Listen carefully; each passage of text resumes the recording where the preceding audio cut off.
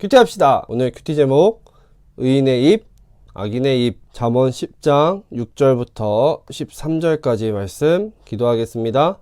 하나님, 이제 큐티를 하려고 해요. 짧은 시간이지만 이 시간만큼은 하나님만 생각하고 하나님 말씀에만 집중하게 해주세요. 말씀이 저의 마음에 새겨지는 시간이 되게 해주세요. 말씀을 본 그대로 살아갈 수 있도록 하나님 함께 해주세요. 예수님의 이름으로 기도합니다. 아멘. 잠언 10장 6절부터 13절까지 목사님과 천천히 읽도록 하겠습니다. 의인의 머리에는 복이 임하지만 악인의 입에는 난폭한 말이 숨어 있다. 의인을 기억하는 것은 복된 일이지만 악한 사람의 이름은 곧 기억에서 사라진다.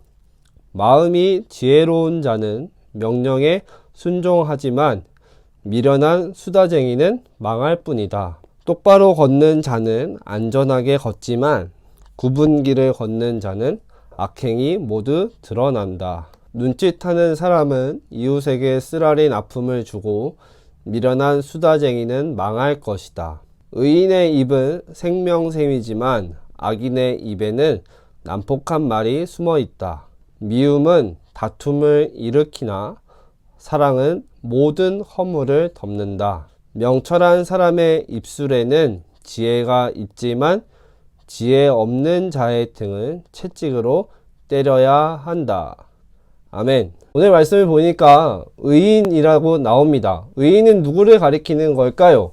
쉽게 얘기하면 이런 거예요. 하나님의 자녀, 하나님의 말씀을 따르는 올바른 길을 가는 사람. 반대로 악인도 나옵니다. 그 악인은 무슨 뜻일까? 악인은 하나님의 말씀과 반대의 길을 걷는 나쁜 길을 가는 사람을 악인이라고 볼 수 있어요. 오늘 말씀을 보면 이 사람이 의로운 사람인지 악한 사람인지 구분할 수 있는 방법이 있다를 가르쳐 주고 있어요. 의인은 하나님의 말씀을 따라 가는 올바른 길을 가는 사람은 그 입에서 다른 사람을 살리는 말, 사랑을 담아내는 말을 하지만 반대로 악한 사람, 악인은 거친 말, 난폭한 말, 나쁜 말을 해서 다른 사람을 다치게 하고 아프게 한다 라고 말합니다. 그리고 의인이 하는 말, 사랑이, 우리 질문 하나 볼게요. 의인의 입과 악인의 입을 무엇으로 비유했나요? 11절 같이 읽겠습니다. 시작.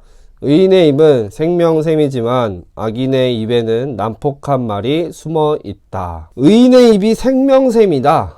생명샘이 뭘까요? 생명샘. 생명이 무엇이죠? 살아있다는 거, 숨쉰다는 거죠. 생명샘, 그러니까 생명이 솟아나는 곳, 생명이 나오는 곳이 어디다? 의인의 입, 의인이 하는 말이다. 그러면 의인의 입은 하나님을 믿고 따르는 사람의 입은 곧 다른 사람을 살리는 말이 나오는 곳이 어디다?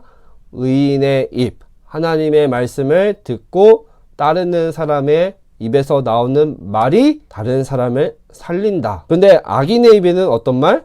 난폭한 말. 난폭하다는 게 뭐죠? 험하고 거칠고 다치게 하고 아프게 한다는 거죠. 그래서 12절 말씀을 보면은 이렇게 얘기하죠. 악인의 입에서 나오는 난폭한 말은 미움과 다툼을 생기게 하고 의인의 입에서 나오는 생명의 말은 사랑의 말이 되어서 서로를 용서하고 이해하고 용납해주고 덮어준다 라고 말해요. 그럼 여러분, 목사님이 가진 입과 여러분이 가진 입은 무슨 입이 되어야 할까요? 당연히 우리는 하나님의 자녀답게 의인의 입을 가진 사랑의 말을 담고 있는 의인의 입이 되어야 합니다. 여기서 우리 생각해 볼 게 있어요. 근데 이게 말이 쉽지, 의인의 입에서 나오는 말, 다른 사람을 도와주고 살리는 말만 하면서 할 수 있을까요? 내 힘으로 가능할까요 이게? No! 절대로 불가능합니다. 내 힘으로는. 예를 들어서 목사님도 어릴 때, 여러분 나이 때, 그리고 좀 더 컸을 때까지 정말로 믿기 어렵겠지만 욕을 입에 달고 살았어요. 그래서 교회에 소문도 났어. 영민이가 욕을 그렇게 잘한대 라고 소문도 났었어요. 그런데 어느 순간부터 목사님 입에서 욕이 사라졌어요. 이렇게 막 하던 그 욕이 사라졌어요. 근데 여러분, 욕만 그럴까요? 아니에요. 거짓말 하는 것도 있고, 앞에서는 말 못하면서 뒤에서 다른 사람 욕하는 것도 있고, 너무너무 난폭한 말, 미움을 일으키는 말, 다툼을 일으키는 말은 참 많습니다. 근데 우리 스스로도 이 악인의 입에서 나오는 난폭한 말은 누가 가르쳐 주지도 않았는데 정말 잘해요. 근데 의인의 입에서 나오는 말, 누군가를 칭찬해주고 용서해주고 사랑해주는 이 말은 참 어려워요. 그럼 어떻게 우리의 입에서, 의인의 입에서 나오는 생명의 말, 다른 사람을 구하고 살리는 말, 사랑의 말만 할 수 있을까? 원리는 간단합니다.